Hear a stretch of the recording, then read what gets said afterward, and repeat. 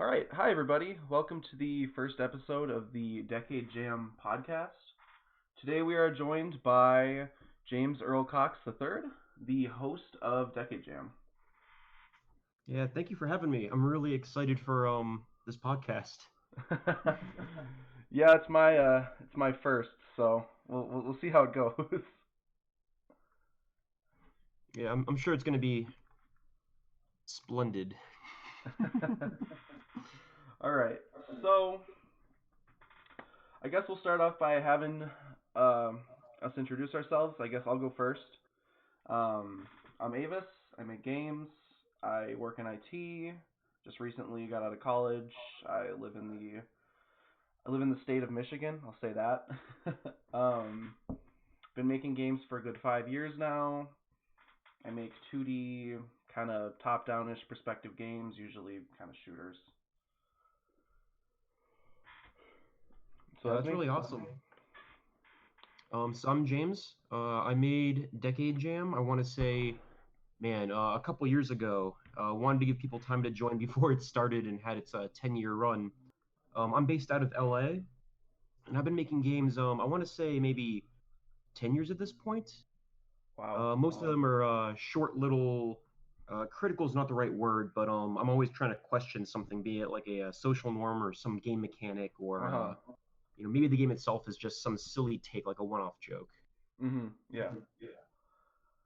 Yeah. I've actually checked out your itch page, and there's some pretty interesting games on there. One of my favorites was High Polite Drifter. That one cracks me up every time. Well, thank you. That's really nice. Yeah, that's one of those one-off joke games. The Uh-huh. idea of just making a game that's it's hard to talk about it, to separate it from its inspiration media. Uh-huh. Like Yeah. we've been my brother and I have been debating making a game called Nuclear Thrones about a penguin running a department store trying to sell ice thrones. I would love to see that. Oh, that Hopefully, well, we'll see. We have 10 years, or I guess nine and change at this point. is. Yeah, we're getting into 2020 at this point. And a wild 2020 it started off. Yeah, this year it has been some year. hmm I'm actually really curious to see how I want to say I never considered how real world politics isn't the right word, but real world events kind of affect the jam games. Oh yeah. Because I assumed that we'd be able to see kind of like these tree rings of different games come out over the course of different things that affect the game community. Uh-huh. And you could kind of dig through it date wise and be like, oh, I remember this game jam. But just with this kind of quarantine lockdown globally, like Mm-hmm. it's gonna be really interesting looking back. I'm sure even just a couple months from now and just see this uh, a whole section of games that have similar emotional tones or Uh-huh. isolation themes.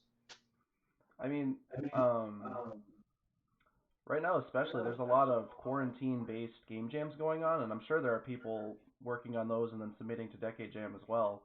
So I definitely think that's gonna be pretty pronounced, seeing those themes kind of show up as time goes Oh on, yeah. as current events kind of happen, how linked things Mhm. are. And it's not just games too. Like I also make occasionally short films or I Uh-huh. guess bad films, things like The Room or Birdemic, like trash films. But there's a Uh-huh. lot of film festivals now where they're encouraging people to create their own quarantine isolation films. Oh yeah. So I think it kind of spans across creative mediums right now. Mhm. Yeah, for sure. Well, cool. All right. That was good introductions. I think we're doing pretty good so far. I agree. So I have a couple questions I prepared for you. We knocked a good section of them out before in our intros, of course. So, um, let's see. So what kind of game more specifically do you like to make? Like, are they typically 3D games? Are they typically like side scrollers? Kind of whatever. You kind of get around. Yeah. I realize that I'm really bad at making strategy games, even though it's my favorite kind of game to play. Uh huh. So right now, and this is a problem on my end. I'm too familiar with the outdated Game Maker Studio. Not Uh-huh. Game Maker Studio 2, just the original one. So I'm kind of still making in that, especially for prototyping. But I'm trying to get more competent with Unity. So most of it's 2D, Uh-huh. but that's more of a constraint of Game Maker than it is like a choice Yeah. on my end. Yeah, Um, I actually use GameMaker as well, and I started with GameMaker Studio 1.4, and then since okay. then I've moved on to GameMaker Studio 2, and Mhm. I will say that its 3D is even less over underwhelming. That's really funny. There's definitely something special about making games, 3D games in Game Maker. Like they have a feel that's harder to pull across with Unity, Mhm. especially if you want to make something that feels like dated or aged. But it's just like the frustration difference between having to code all the collisions, rather than just using Unity and just dropping something in. Uh-huh. Yeah. And Uh, one of my long-term goals is to eventually make at least a game in Unity. I mhm. want to leave the GameMaker bubble eventually. Oh God, yeah, I'm on the same exact page. Yep. On my never-ending for to-do list, I have at least three different Unity projects, like really simple things I just want to push out at some point. Mhm. Yeah. How about you though? Um, what kind of games do I make? Yeah. I mean, Yeah, you said kind of 2D earlier, but I was kind of curious yeah, if they all yeah. had kind of a theme or. So I kind of make they're two-dimensional games. I don't typically make platformers. I don't think I've ever released a platformer. Well, I've released one platformer. That game was called Zixels. It's a zombie Mhm. survival kind of wave defense game. And I'm actually right now I'm working on a sequel to that game called Zixels 2, which is shown from a isometric perspective with a bunch of sprite stacking, which Oh, that's dope. I hope those terms make sense to everybody. um, um, so yeah, it's a pretty cool effect. I don't think I can get a whole lot further with technical cool lookingness in Game Maker without going full on 3D, which I don't intend on doing.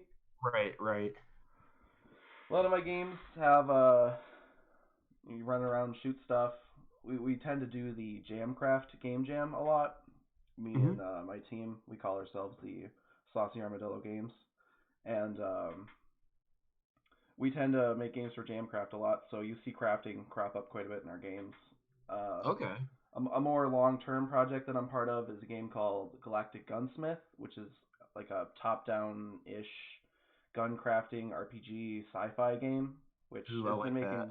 it's been making pretty good progress. So I'll make sure to put in the chat after this and YouTube video comments or whatever some links to that stuff.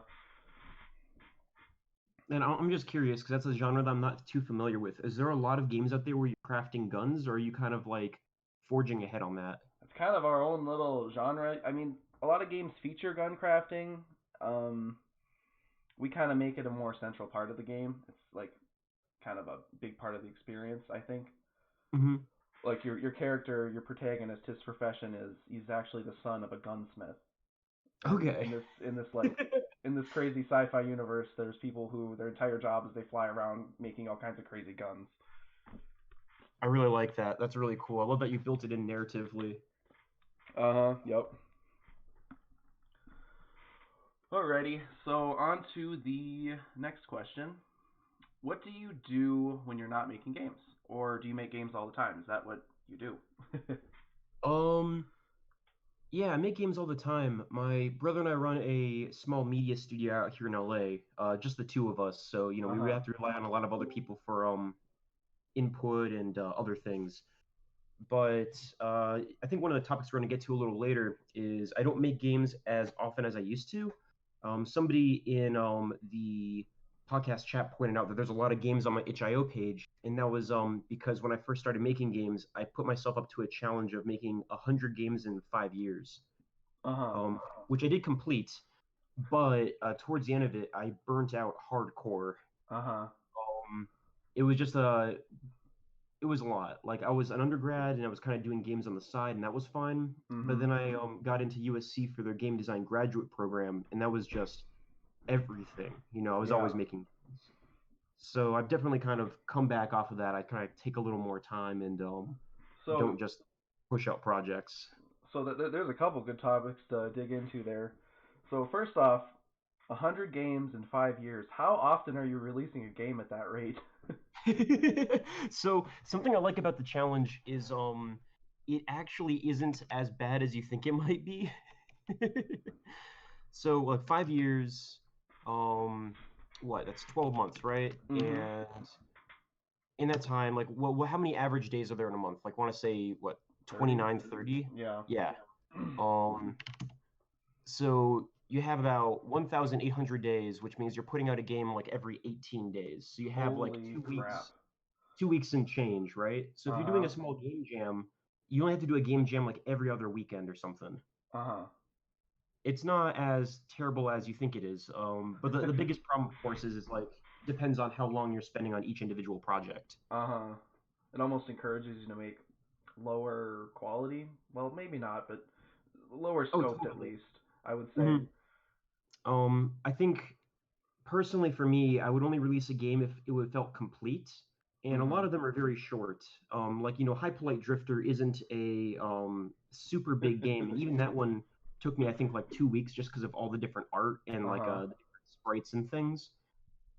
But as long as it communicates what I want it to communicate, and I think it's ready to release, then I'd put it out. That was kind of my one internal rule. I guess another one is I also wanted to learn something new, like either experiment with a new kind of art style or a new kind of gameplay mechanic, or so I had to Uh-huh. try something new in each game. So I was learning. You weren't just sitting there like baking out cookie cutter experiences. Oh, totally. I did that once, but it was part of a meta project where a bunch of these miniature games that were all the same. They all had different little clues hidden in them for a Oh, okay. different game you had to unlock. Mm-hmm. But I had a reason for why I did it. It Yeah. wasn't just like trying to pump something out. Uh-huh. Yeah, because I feel like if you're doing a project like that, you have to have your heart in the right place. Yeah, yeah. You have to be fully into. Uh-huh. So yeah, I guess these days I read a lot more. I do some creative writing. My housemates and I here in LA, we make some bad films occasionally. Mm-hmm. We like watching a ton of terrible media. Same reason we want to play some games that aren't super polished because they'll explore things that larger games may not be willing to touch. Yeah, It's like for a sure. terrible thing to do. Mm-hmm. So always making something, but not necessarily always a game anymore. Uh-huh. Okay, cool. So one of the other things that you mentioned there was it sounds like you got some like you went to a games school and you got some formal games education. hmm That's really cool. I myself haven't. I'm 100% self-taught. So that's quite interesting. I wonder what all that would encompass. They I'm trying to figure out how to put it. To me, the biggest bonus of education is that it kind of gives you shortcuts to things you might teach yourself on your own. Uh-huh. Rather than having to learn lessons the hard way, you have somebody who's already experienced these lessons being able to kind of give you their tips and tricks, like their ways of Uh-huh. getting around it. Um, so like USC was really nice because you had all these professors and teachers who had, lots of real world experience in the industry. Yeah. Um, the class was comprised of a lot of people who had not made a game before and some people that actually hadn't done any coding. It was a very mixed group, and everyone was really impressive with their own individual backgrounds. Uh-huh. They were trying to cultivate a sense of not I guess kind of like a diversity of careers, like Mhm. people's past experiences. Yeah. So they all kind of created their own unique content. And some people did want to make very gamey games, but other people wanted to make like documentary games, or they wanted to make more interactive installation art, or they wanted to use games as a medium of storytelling.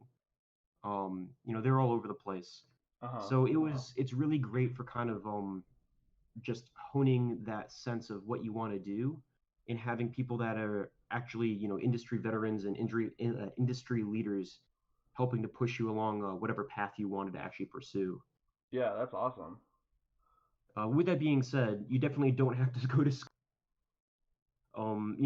If it's something that someone wanted to get a job in, just make sure that you are a good self-starter and you have like a cool portfolio of projects you're proud of. Uh-huh. Gotcha.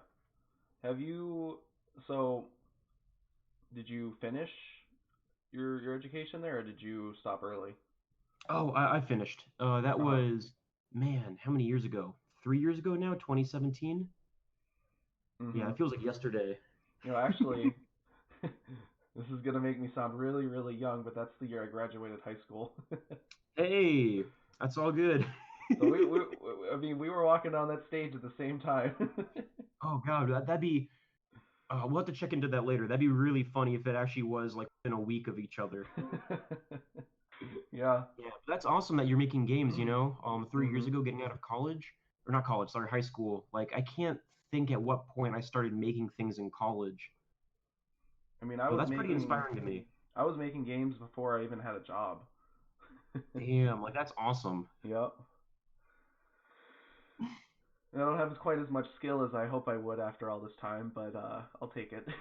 Oh, don't worry, I'm in the same boat. It feels like there's always something you need to learn. It's something you need to do better.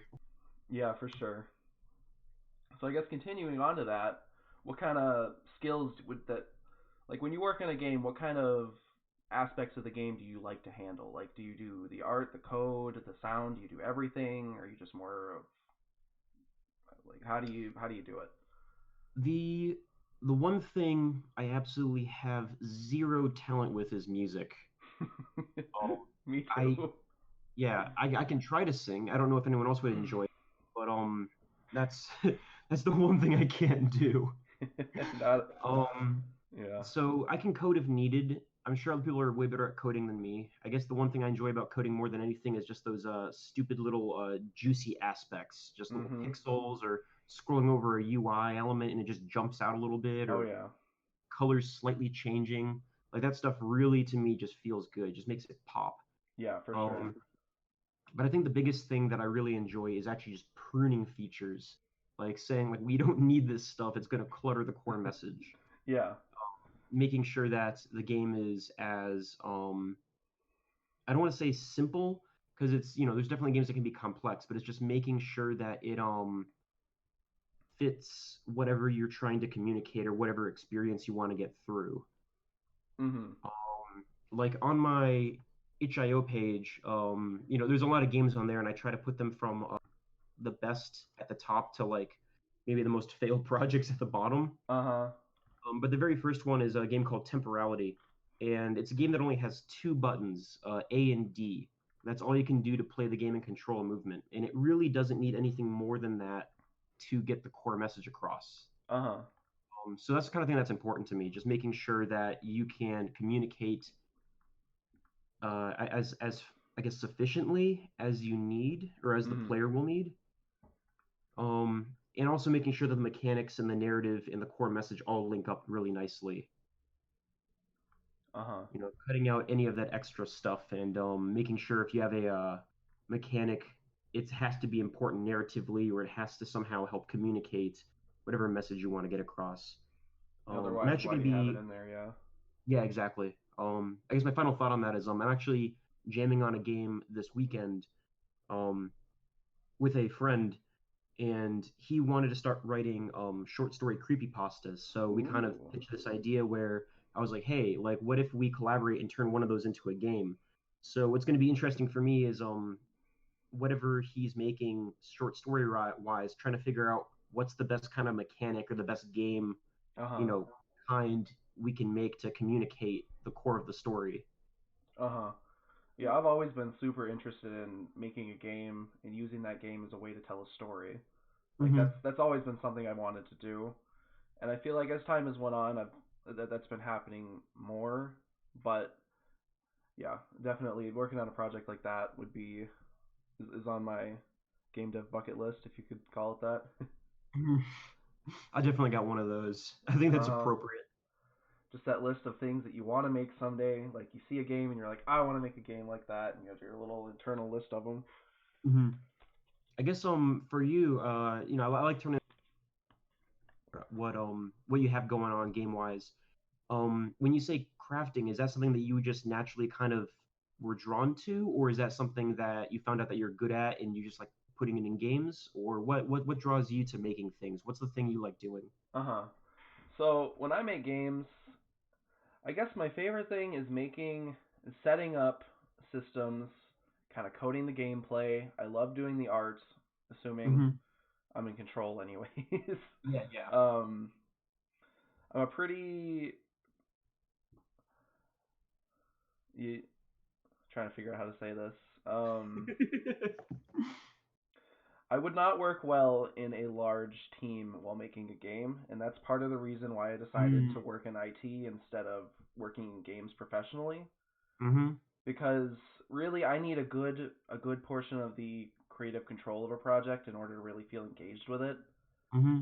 Um, Not to say that I don't work well with others. I've some of well, actually not some of all of my best games have been made with others.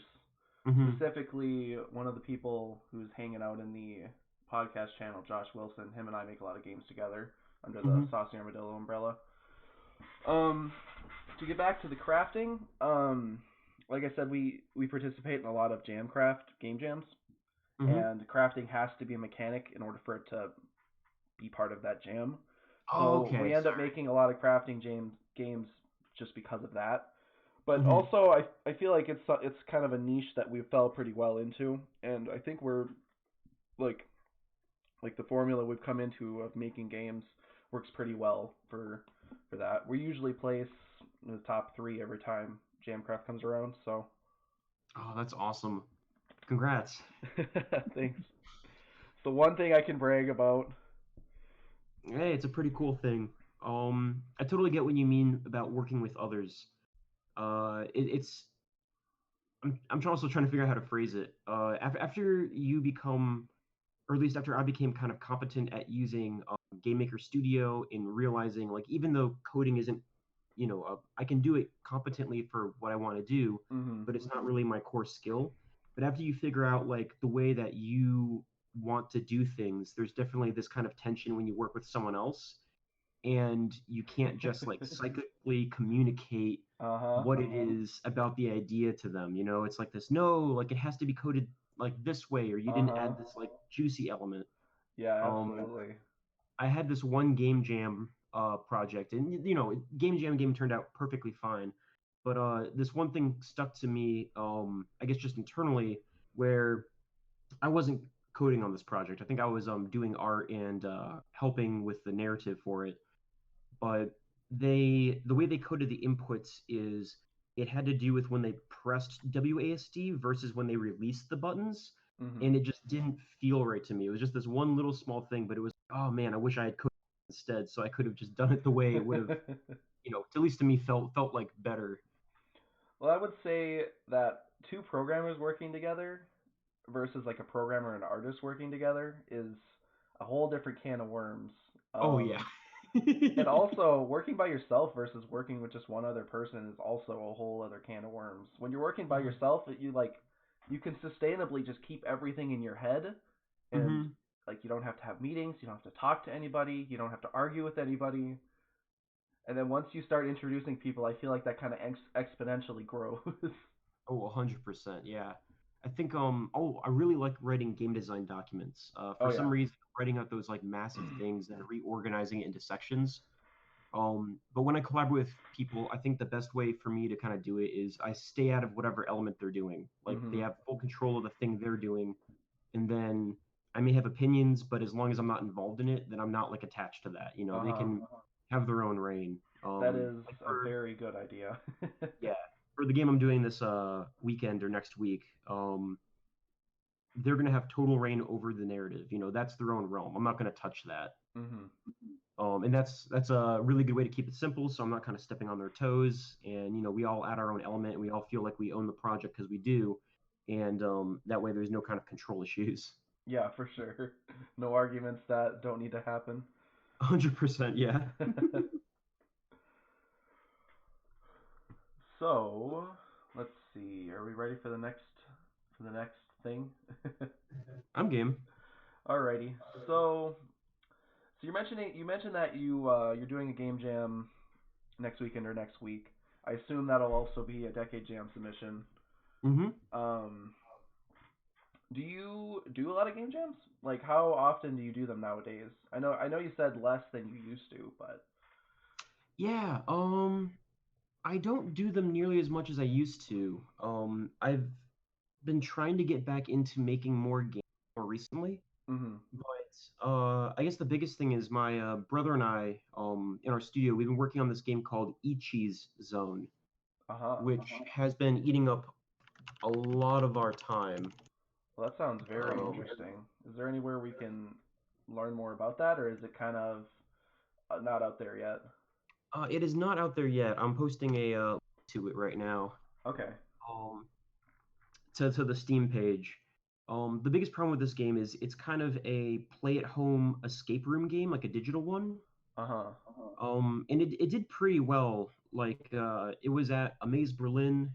It was actually a IGF Nuovo nominee in 2019. Uh-huh. Um, so it's gotten around, but this is not the time for physical play games with your friends. No, it definitely isn't. So we're still kind of pumping away at this game and talking to publishers or PR people for releasing it. But the biggest issue right now is maybe have to slow down a bit and wait till this ends before we get back on that train. I know for the platform PC anyways, local co-op games kind of or I guess local games in general have had a pretty big uh I don't know what the right term is, but kind of resurgence maybe A because of hundred percent. programs like Parsec that allow you to play with your friends on a local game over the internet. Mm-hmm. Or even I think Steam has that feature now as well. They facilitate it. Hi Mocha, are you here? Yeah, I've decided to make bad decisions, and Hi get no Mocha. sleep. Hello.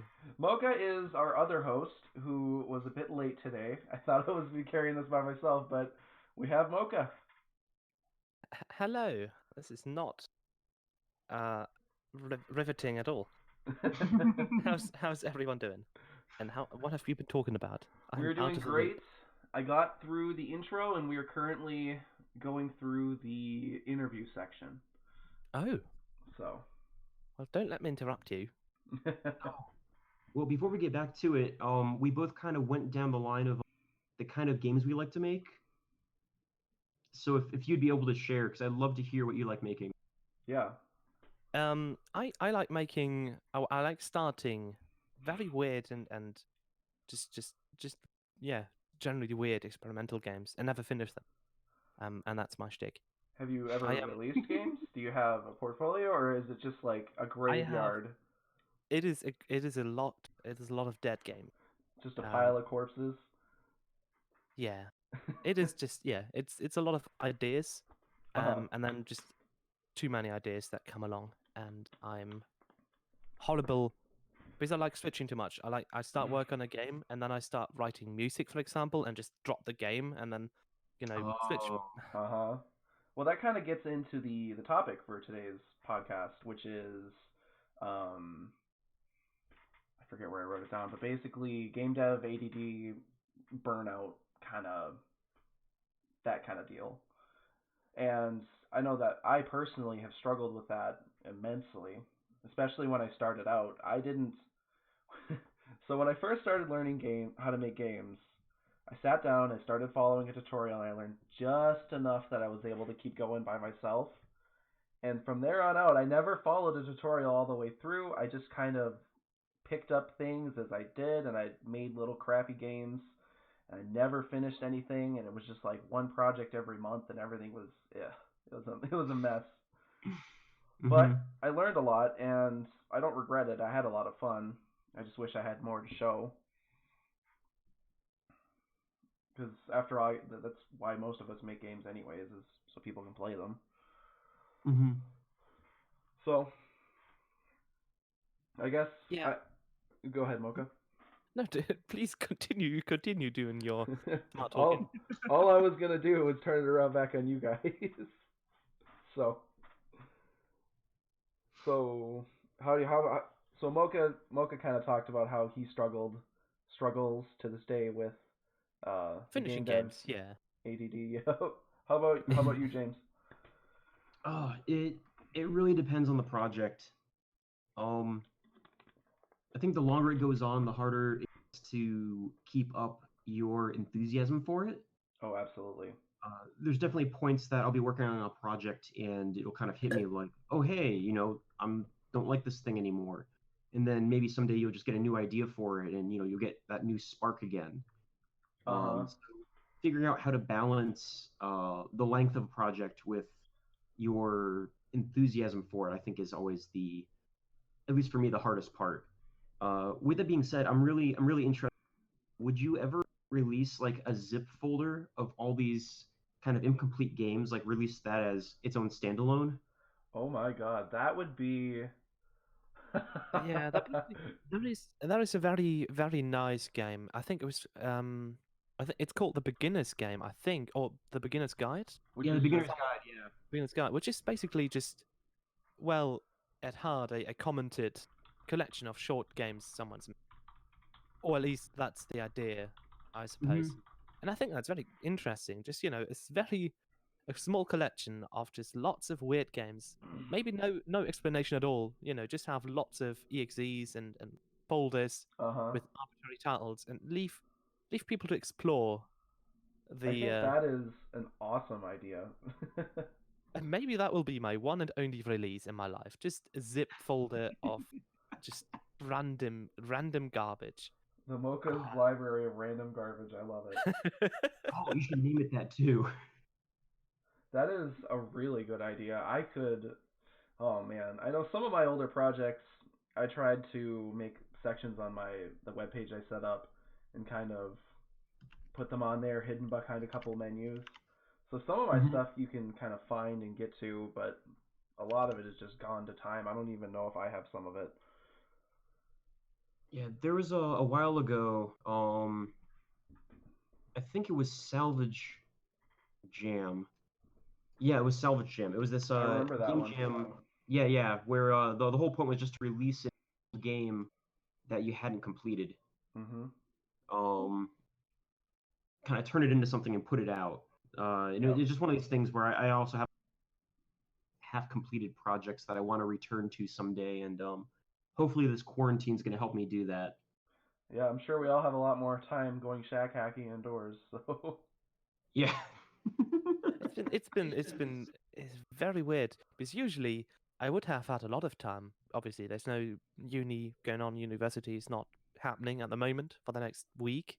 Hmm. But I've been busier than usual during the for very weird reasons, which is a bit Yeah. bit sad. Oh. How's the Sorry, go ahead. Oh, I was going to say, hopefully for happy reasons, the staying busy bit. Yeah. Well, yeah, I work in like part time next to college university. I do like IT service, Hmm. installing computers, installing servers, server maintenance, and obviously now all the customers are switching to remote working and lots of new servers and all that Uh-huh. stuff. Gotcha. Yeah.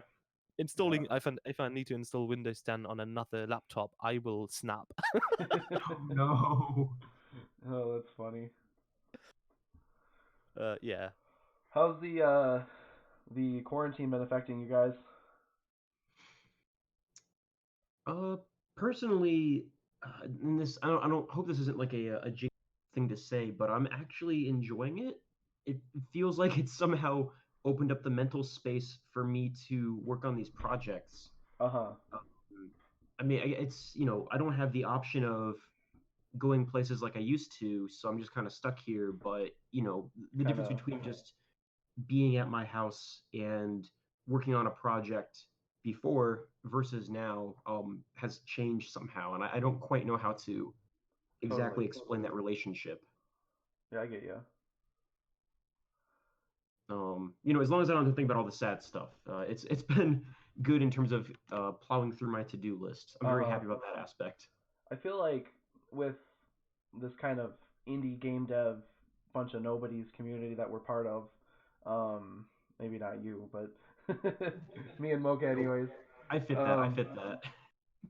I feel like with us especially, or anyone who does creative stuff a lot, there's right now is a pretty good time for Like I feel like there's going to be a pretty big surge in the upcoming months of just games that are being made, people that are doing cool stuff. Mm-hmm. Like if there could be a silver lining to this horrible quarantine pandemic, whatever you want to call it, um, it would be people getting the chance to stay inside and work on the games that they've been wanting to for years but have never had time, that kind of thing. 100%. Yeah, I Except, think, mate. No, go on. except for me, of course, because I work from home now. I sit at my Mhm. desk all day and then I turn my laptop off and I turn my desktop on and then I sit at my desk all night. What were you gonna say, Mofia? Go ahead. No, I was going to see. I was going to involve the audience and respond to something that Tim Creef wrote, which is I think people are less productive right now, which may also be true to an extent. For me, it certainly has been because I've been just working more. Uh-huh. Also the weather's been very good. So whenever I had free time, I just went out into the garden and did gardening work instead of sitting at my computer more than I do for work. Uh-huh. Yeah, that's been definitely something I've been. My girlfriend and I, we got a little grill and we've been grilling a lot and going on walks and enjoying the outdoors. In Michigan, the winters can be pretty grueling, so. Mhm. And I think for Oh, others that no, gone. no, continue. I have a side follow-up thought.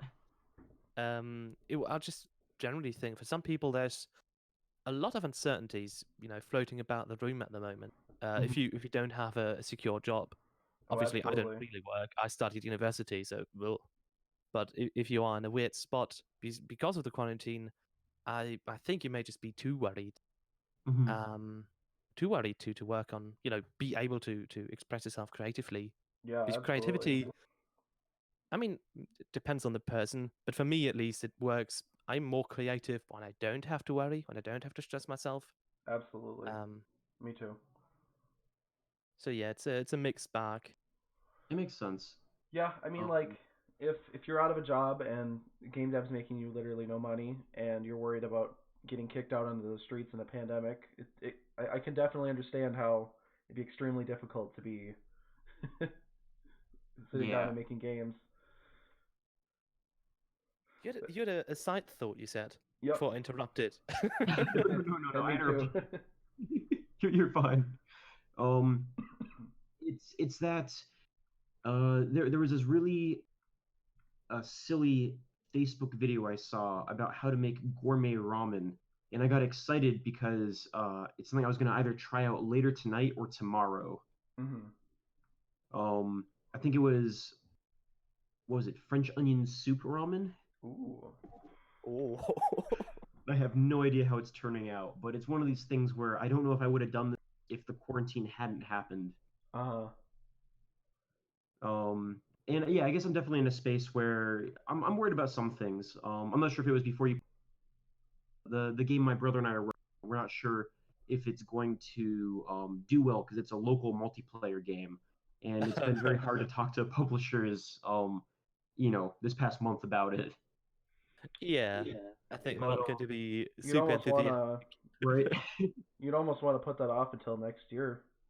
Which, Oh yeah, yeah. depending on your situation, could really suck. I don't know, but Well, we'll see. We're hoping that Twitch streamers will like to play it too. Only one person plays it. Everyone else kind of takes notes. It's kind of like a personalized escape room.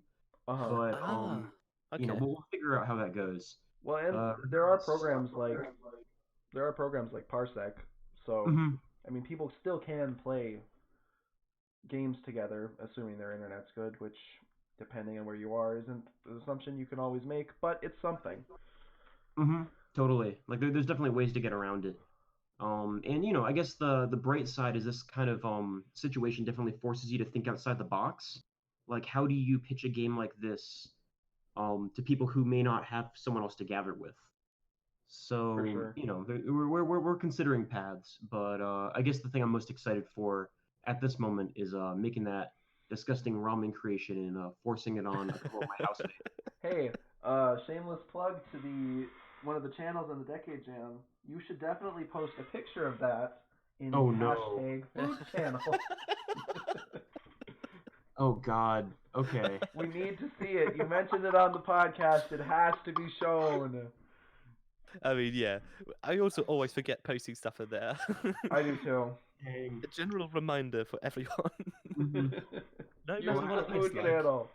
Yeah, I was gonna say I think I've mentioned it before, but I'm trying to be more failed a bit in the past 2 weeks, but that's a good way to do it. So these food Uh-huh. creations, no, I mean, they're going in that they're going in the they're golden going in rule the for food me. one.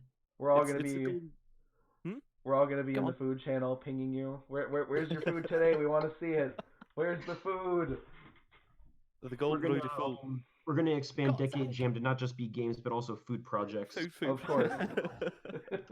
Edit that roleplay channel somewhere hidden deep within the bowels. But it's the golden rule of food. It's the taste that counts, and if it tastes horrific, if it tastes terrible, it at least needs to look good. Taste first, look second, and then worry about giving it to your pets. or Yes, something. Yes, this cake is frosted with lead paint, but it looks delicious.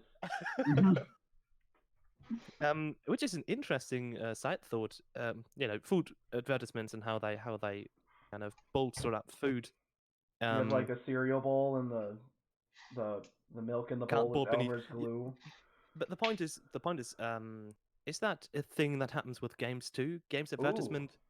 Because I think that was in 2016, release of No Man's Sky saw a kind of an interesting shift in how games were advertised, at least on Steam, I think. They had a requirement for actual gameplay screenshots on the game pages to be added. I know something big with that specifically is if you look at any game trailer, especially teaser trailers, you're almost always looking at a cutscene. At least for AAA games, kind of the big guys. You're always looking at a cutscene. They never show you the gameplay right off the bat. Like they get you excited about the story, maybe about the graphics, but a lot of times those graphics are pre-rendered, so it's like it's interesting. Yeah, 100%. It's trying to figure out if you're going to make graphics that are going to compare to something else in the same field and stand out because of how highly polished it is, or choosing graphics that are just going to be so unique that somebody is drawn to it. Mm-hmm. Because it's especially interesting with games because you can't really experience the play and the feel of it until you get your hands on it. So how do you communicate this interactive, piece of art to somebody through literally just visuals? Mm-hmm.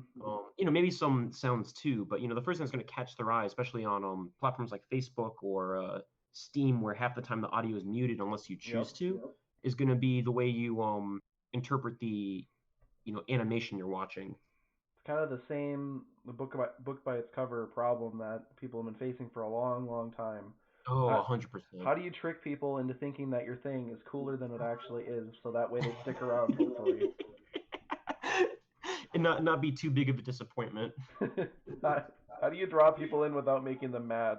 Yeah. Oh well. I guess we'll see with the food. When I post pictures, regardless of how bad it tastes, I want to say it tastes amazing. So. I am shaking with excitement.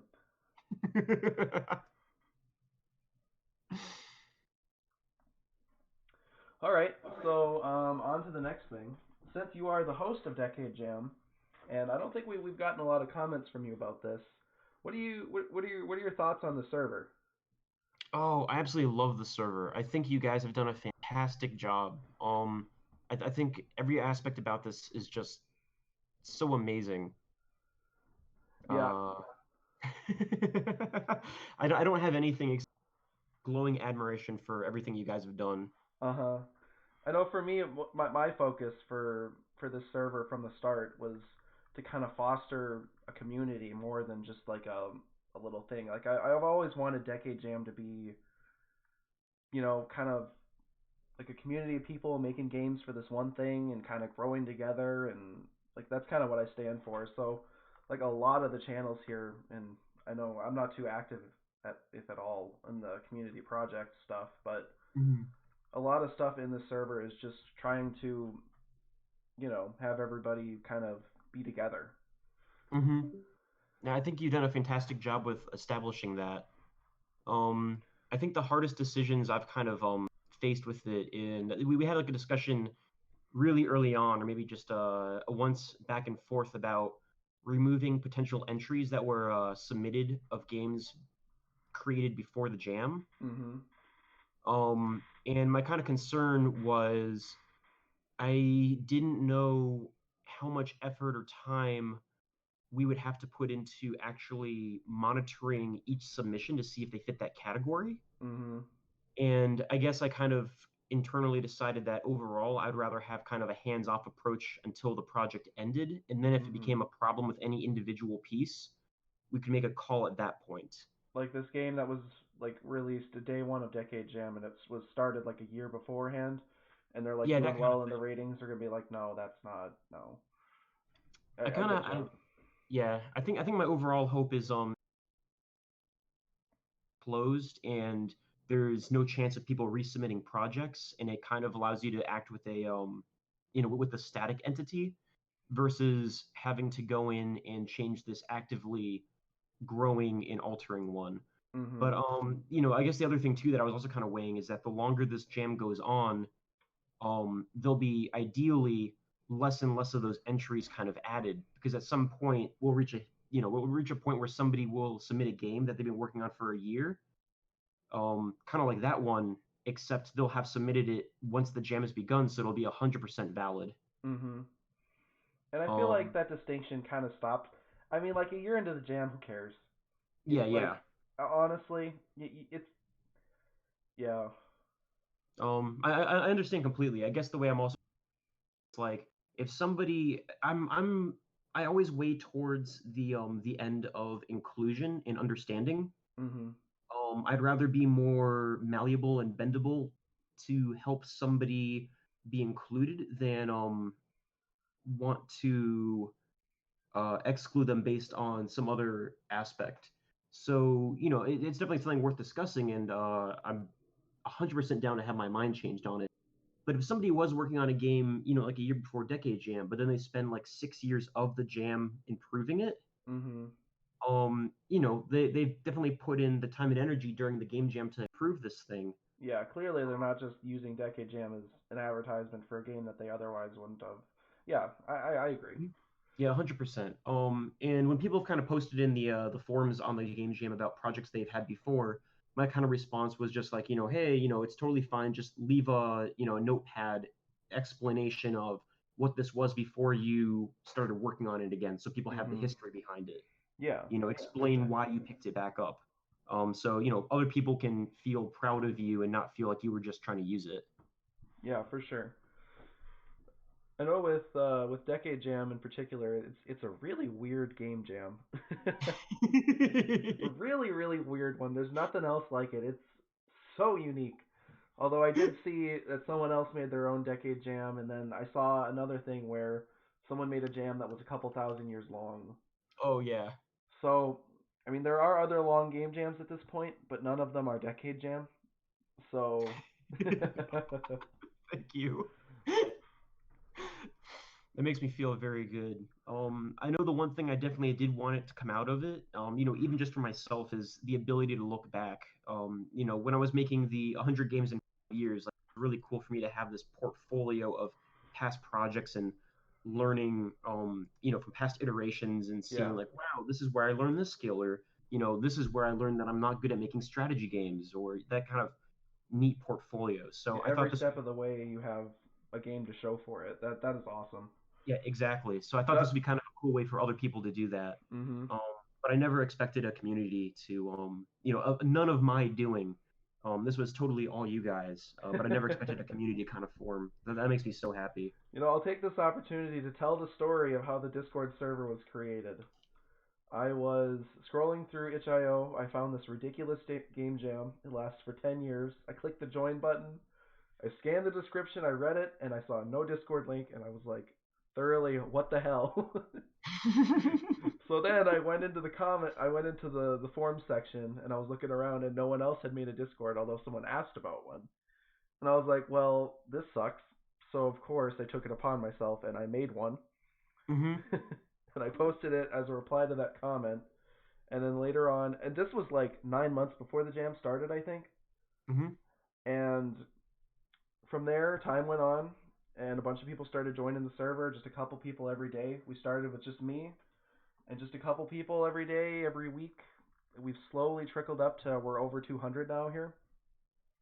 And I even remember in the early days before the jam started, you found my post and you joined the server, and I was oblivious to who you were for like I think it was like the month before the jam started, and I realized that you were here the whole time, and like I welcomed you and I said hi, and we had like a couple conversations. Mm-hmm. You It's were all just good. kind of chilling in the shadows, and I was like, oh my god. So I made Oh you the yeah. nice host role so people can bother you with pings. Oh, I just didn't want to interrupt it. Uh huh. There's no way whatsoever that I want to have any kind of hand in all the cool things everyone's doing here. Uh huh. Kind of let the community do its own thing. Oh, exactly. Yeah. Yeah. Yeah, and I mean, I would think so far we've achieved quite a bit. There are some legitimately pretty cool submissions to the Decade Jam already that are actually submissions to the Jam, not just people submitting their games that they just finished that happen to be around the same time. Mm-hmm. Looks like Mocha's having internet problems, so Oh no. it's sad. Well, I It's enjoyed okay. his silky smooth voice while he was on. Oh, he is a pleasure to be around. Yeah.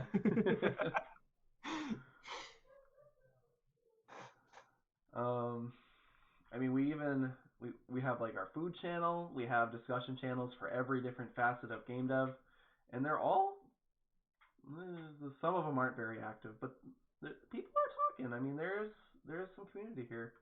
We have our Mm-hmm. food channel. We have I run a Minecraft server for this Discord. Um, Crazy stuff. Oh, I And need now to we're doing jump a in there at some podcast. point. Yeah, the Minecraft server is something else. To anyone who is listening, come join the Minecraft server. It desperately needs more players. I know myself personally, I've been caught up with other stuff, so I haven't really been on. And I mean, there's a lot of history on that Minecraft server, a lot of community, a lot of hanging out, a lot of good memories made. Oh man, I have one big question. I think they're releasing a patch today or tomorrow for lighting. Uh huh. Do you know if you guys are gonna incorporate that? I am out of the loop.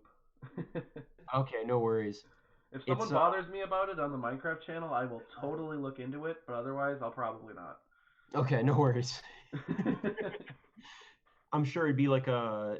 Actually, I don't know how hard it's gonna be to incorporate it, but they're releasing it's like a beta of this huge graphic overhaul for Minecraft. Really? Oh, is it like the crazy shaders update? Yeah, yeah, it's the Nvidia one.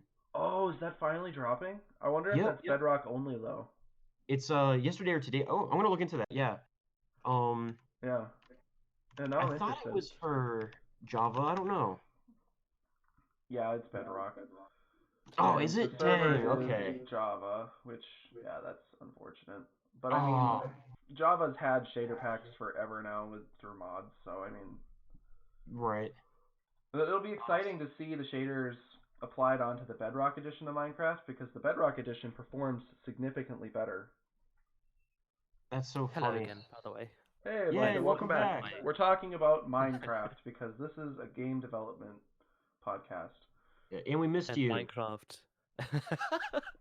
And Minecraft is every game developer's wet dream. I very shamelessly plugged the Minecraft server. I And also see. post food in the food channel. We're still going on that. Good grief. Alright, let's see if I can pull up another interview question. It looks like we're 45 minutes in, which, wow, we're doing it. We're doing it.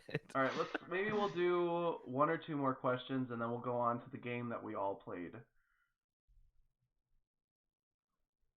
Moment of silence to see if Mocha fesses up. No, I'm not talking up to you. Okay, so James, let's see. What are some Yes. other good ones I can ask you? Is there any games or game devs that you found inspiring that kind of like you saw that person or you saw something from them and you're like, that's what I want to do. I love that person. Like, do you have Oh, any idols or anything? oh, I definitely did. So when I first started making games, I uploaded them to GameJolt, which I think is still a fantastic website. Uh huh. But Yeah. the original community of developers I kind of connected with on there, were all huge inspirations. And I just love these people that were just making all these games and kind of releasing them at the same time. Off the top of my head, it was like Jake Clover, Jord Farrell, Jack Hingspooner. Um, God, there's a lot. Like I feel bad naming someone else, but if I remember back on the podcast, or maybe I'll just type it in the chat or something at some point. Well, I'll just have Mocha go through and find links to all their pages and put it in Yeah. the description. Tom Van and Bogart too. He's now part of the Soap Collective, or I guess he founded that. One of the Yeah. co-founders. All those people were making like really cool, fantastic games on Game Jolt and just releasing them, and it was just really stunning. All these kind of cool little personal projects. Yeah, for sure. Outside of that, I think like one of my biggest influences was Cactus Squid. Went on to make Hotline Miami. Oh, really? That guy. Yeah, he released. It was a big inspiration for me early on. He released something 20 games over the course of some number of years, and they were all really good. Just these crazy little flash games with such a unique style. And that was just really inspiring to me. Yeah, that's awesome. I know for me, I didn't have a whole. Like when I was growing up, I always wanted to make games, but I thought it was just going to be something so difficult and so technical I'd never be able to get into it. And then when I hit a certain age, I think it was like 16 or 15, and I realized, hey, I can do this. Well, actually, I was like 10, and I had my laptop, and I found like the old version of Game Maker, and I downloaded it, and I was like, cool, I can make a game. And I was too stupid and too immature to go any further with it, so I remember I closed out of it and I uninstalled it. And then like when I was like 16 and I was following a Game Maker tutorial, I was like, wait a second, I think I've done this before. That's so funny. And I know for me, when I first decided to sit down and do it, I tried to follow a couple tutorials, I tried a couple different engines, and nothing was sticking for me. And then I found a tutorial that was called How to Make a Game with No Experience. And it was a tutorial series for Game Maker Studio 1.4 by a guy named Tom Francis. And he made the game Gunpoint before that, and since then he's made the game Heat Signature. And he was always a really big inspiration to me. And recently he's currently making a Unity tutorial, so I'm really excited to get a chance to follow that and see if I can get into Unity. Oh, yeah, I hope you do. God, I hope we all do. Leave the Game Maker prison. Actually, a really quick aside to that, you just reminded me. So I was like a really early adopter of Steam. And I wasn't a huge fan of it, so I wanted to delete my account, and I couldn't figure out how to do it. So before I logged off, I changed my username to something and just like got off my account. Years later, when I had friends playing on Steam, I was trying to log back in, or I was trying to make an account, and I was wait, kind of like the way that you like downloaded this thing, and like, wait, have I done this before? So I ended up like trying to get my username recalled, and when it sent it to me, the username I had picked for myself after I like wanted to get rid of my account just out of frustration, I named it what was it? Just delete this. And I couldn't get that username anywhere else, which is how I ended up Just404it, because I just thought it was too funny that like this frustrated, young me was like, I just, I don't want this thing. I want to get rid of it. So I just changed my username to this like self-insulting, like this is a trash username. That's a really cool username origin. If only not everyone else took Just Delete This or Just Delete It. Yeah, who's calling themselves Just Delete It is what I want to know. A surprising amount of people. It's taken like everywhere. But it's really good. What all the kids are doing these days, huh? Right. Yeah. Mocha, out of curiosity, what's the origin of your name? Yeah. It is funny enough. Without intending to, going back to the before topic, which is Minecraft. It was my when I first met my Minecraft account back when I had to come up with a name, and I don't know, I just liked coffee a lot back then. I really shouldn't have. I was too young for coffee, but that that was that. It was Mocha Games, which is still my name to this day, and I've now Aw. shortened it just these 2 syllables. Yeah, no That's one used awesome. the games there. I like the little scandalous take on it though. I was too young for coffee. the forbidden drink. Yeah. It's certainly done something. I'm not sure if it's for the better or the worse. Most likely the worse, but it's changed something. You've grown up to have a coffee addiction. No, it's not that bad yet. I know my name is Avis, which I believe in French roughly translates to bird or something, which is That not sounds what about right. was not what I intended. All the French people are gonna scream at me and go, no, no. But the origin behind my name was my initials are AV, and my dad's nickname used to be Snoopy. So when I was making an account for, I think the first thing I made an account for was it was like this weird, like, I don't even know what to explain it as, but like you'd buy a stuffed animal and then you type a code into your browser, and then at the computer lab at school I would play games through that. It was called Webkins, Webkins. and it was all the rage in my school's computer lab. And but anyways, my Webkins name was AV Snoopy.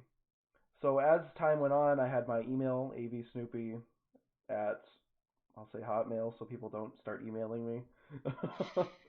And everything was AV Snoopy. And then eventually I was playing Minecraft, and everyone was like, well, AV Snoopy is way too freaking long, so they started calling me Aves.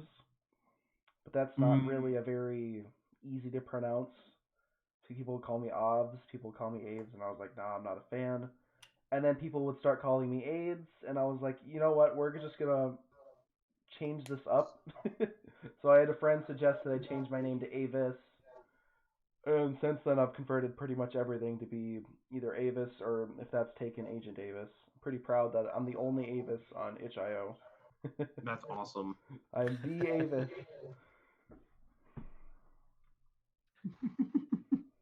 I think we were still before we went on onto this track on game developers we look up to or we take inspiration from. Yes. I don't think I have anything to add, like idol wise. I do have to say I don't have a lot of idols for that matter. Uh-huh. Other than the people that have been named, I suppose. Mhm. There is a case which was kind of more eye-opening for me, which I think I've already also linked that up here somewhere in off-topic before.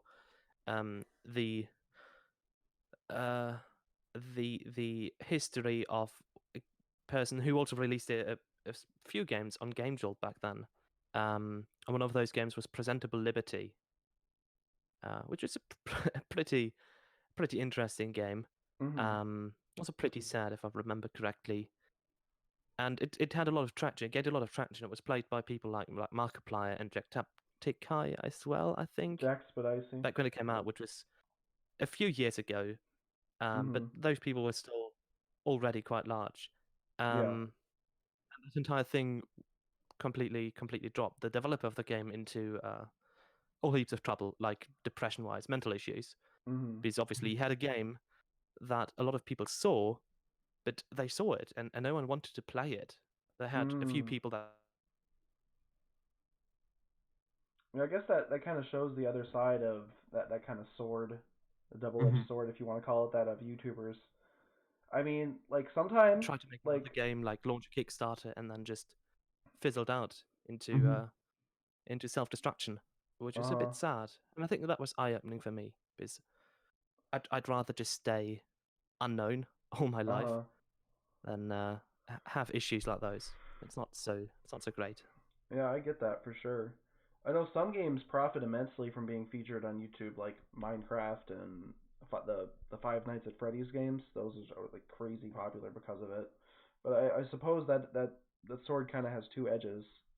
I know um, my friend, one of the guys that I work with, Josh Wilson, he had one of his games go a little bit viral. It was called Blind Date, and I don't think he ended up keeping any of the steam from that, which is unfortunate.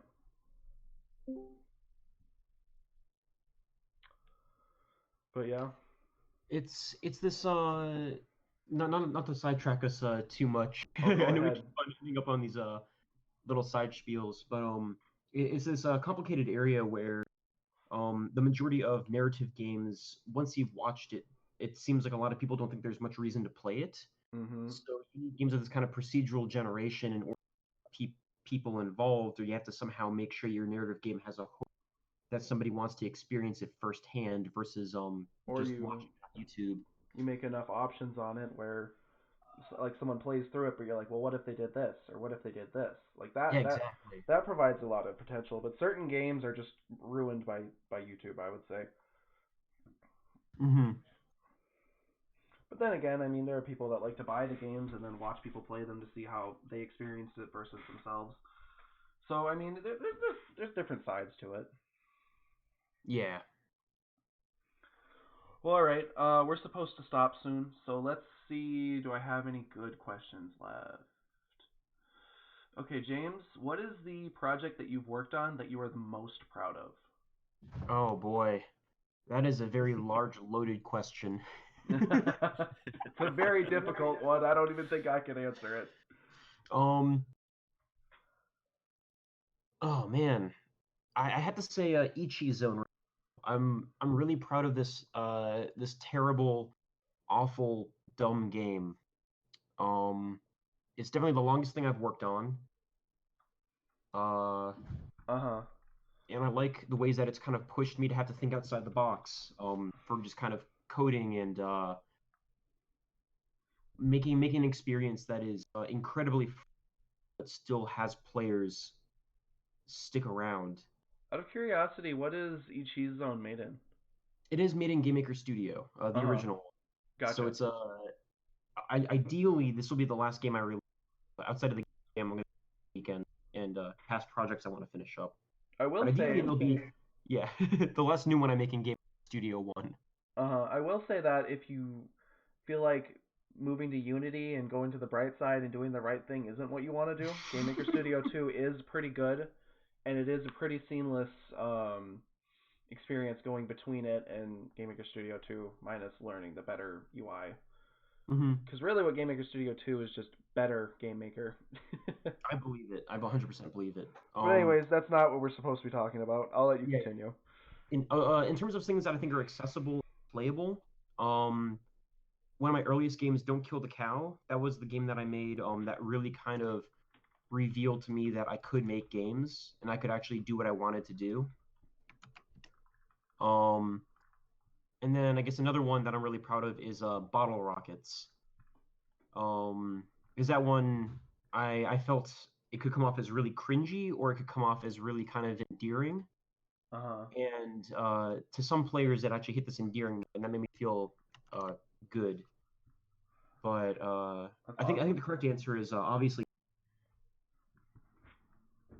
that's the project that I'm the happy about. Uh huh. Yeah, I think your audio just cut out, or at least it did in the recording. So, Oh but no, can you hear from me? context, I know that you said your new game Ichi Zone.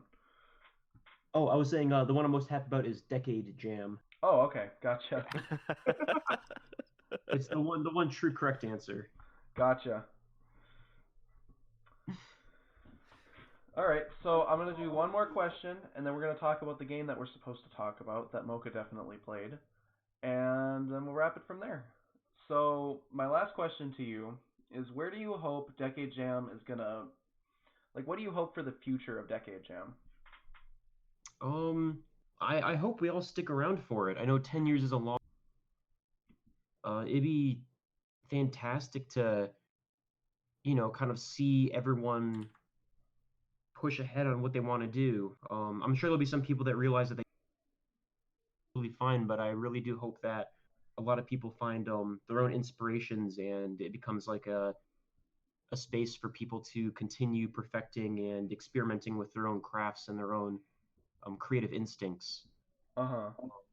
Ultimately, I just love to see the way people's art styles and their coding crafts and the way their tastes evolve over these 10 years.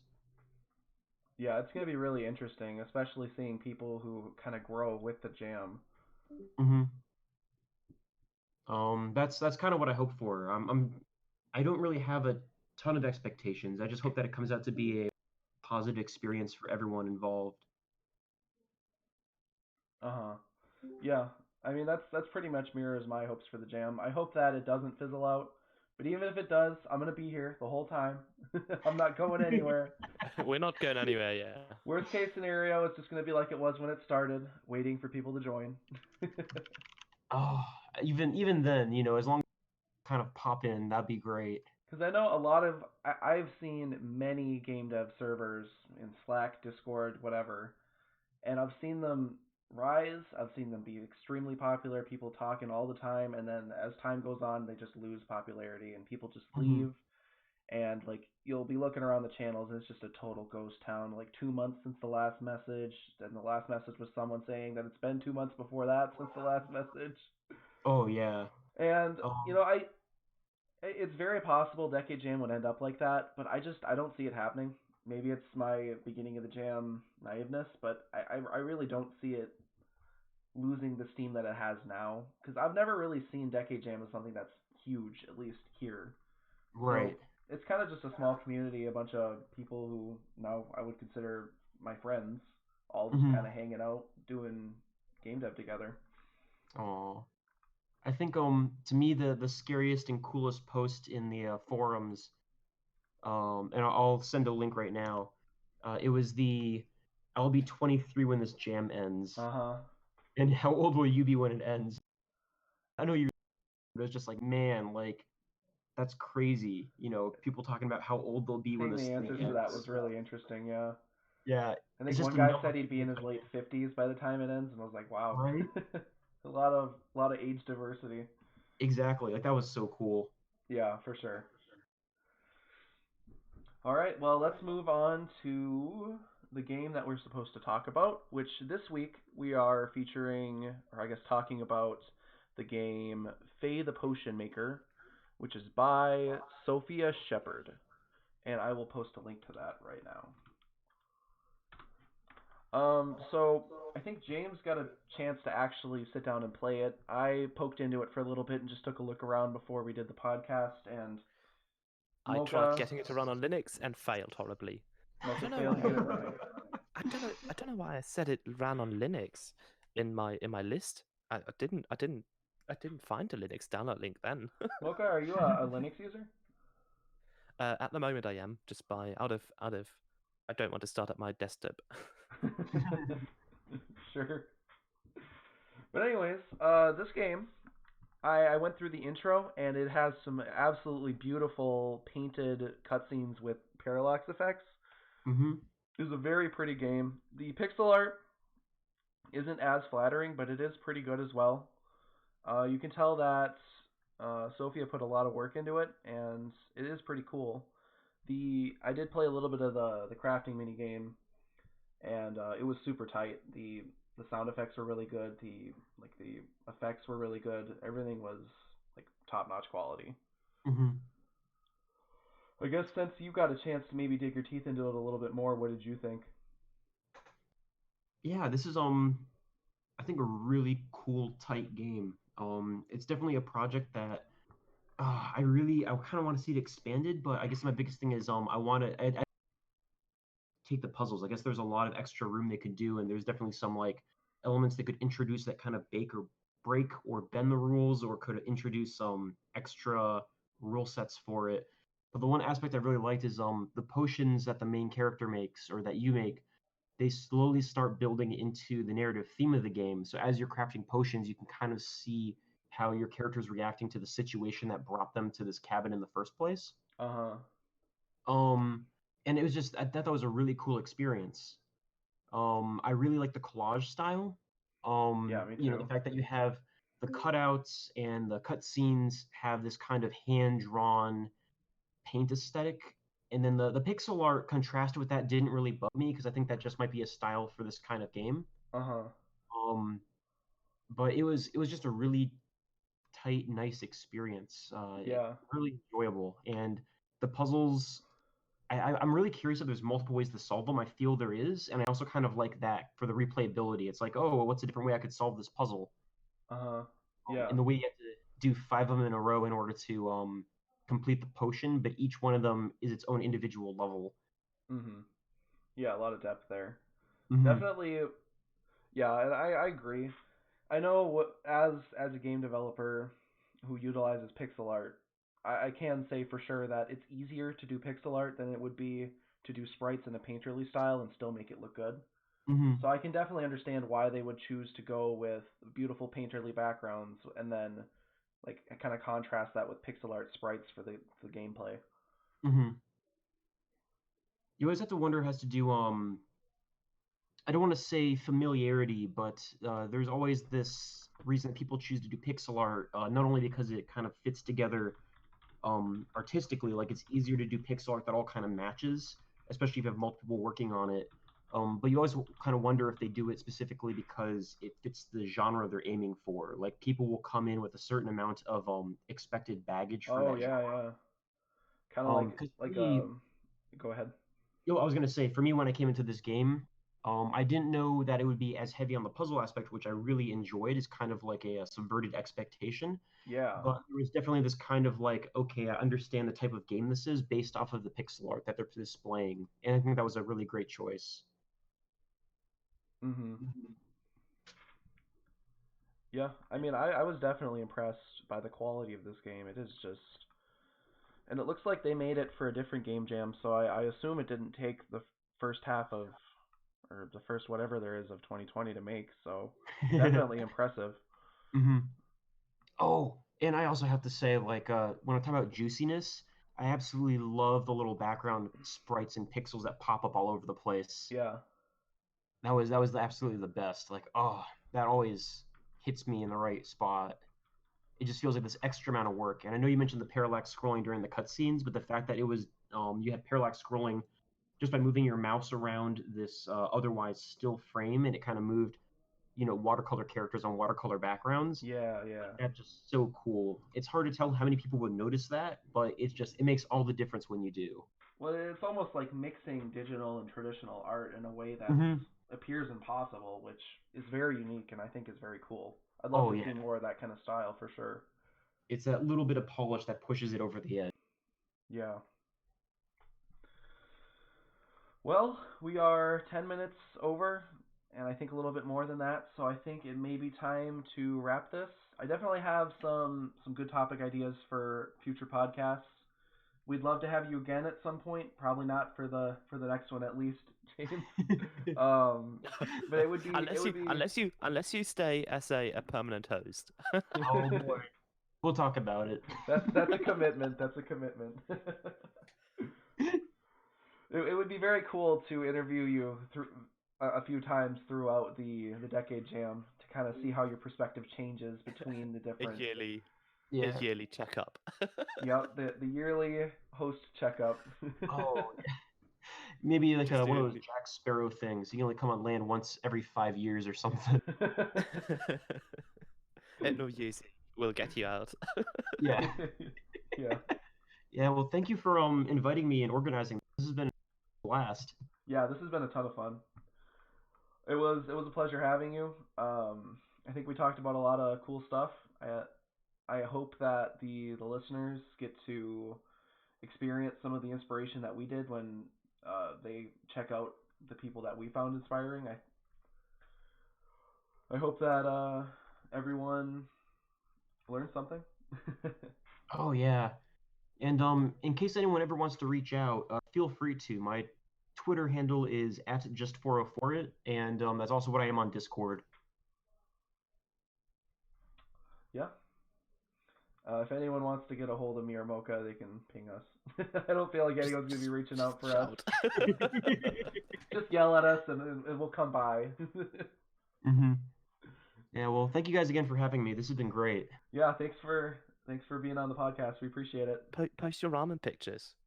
Oh, I will. Don't you worry. We'll be asking about them, James. You can't forget at this point. Extra pressure. I'll let you know how they turn out, and you'll see video or photo evidence. If you dump it on the floor, we expect to see a picture of the floor. Just Oh, saying. please. If the house burns down, you'll get that too. That's a All deal. right. Perfect. Well, all right. Awesome. Awesome. Talk to you guys later. See ya. See ya. Have a good one. To anyone still hanging out in the voice channel, feel free to hop over to the regular voice channel and hang out, talk about everything. Chat, not shit. Because I see there's a ton of people in the voice channel here, so if you want to have some conversations, it's a great opportunity to. Not very often you see people in the voice channel here. Peer pressure, peer pressure. I gotta go help my girlfriend grill some steaks, so I'm off. Oh, how dare you? Okay, okay. I will entertain the crowds. Excellent, Mocha. Sounds If you're good. leaving us, have a good evening. Thank you for allowing us to speak in your ears, and thank you for participating in the writing chat thing. Which there will be no record of in the recording. It's fine. Also, if you have ideas, feedback, questions, whatever regarding this thing or Decade Jam in general, just hit us up. We're pretty easy to reach. We have read all the messages and we'll read them twice. Well, out of compulsion. I read them once and Mocha reads them twice. So a total of 3 times. And sometimes the Botman does as well. Oh yeah. All right, everybody. Have a good night or Have a good good morning night. wherever you are. Have a good time zone. Bye.